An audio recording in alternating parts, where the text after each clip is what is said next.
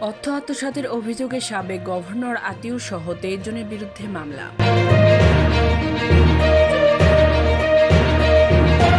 40তম BCS police ক্যাডারে প্রথম হওয়া ফাইজুল সহ 6 জন চাকরিচ্যুত।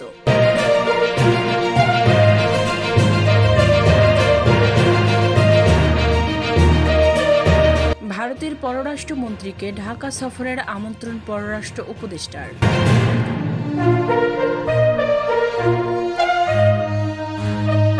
মোহাম্মদপুরে যৌথ বাহিনীর সঙ্গে বন্দুকযুদ্ধে নিহত 2, আটক 5।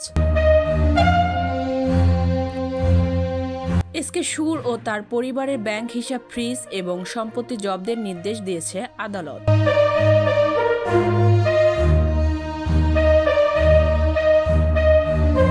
নির্বাচনের আগে কোনো সংস্কারের প্রয়োজন নেই বলে মন্তব্য করেছেন জিএম কাদের। 18 ব্যক্তি ও নারী ফুটবল দলকে 21 পদক তুলে দিলেন প্রধান উপদেষ্টা।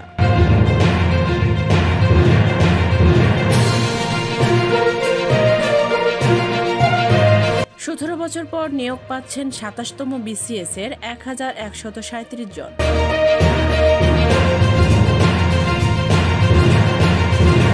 সাবেক আইজি বেনজির ও তার স্ত্রী কন্যার বিরুদ্ধে দুদকের মামলা।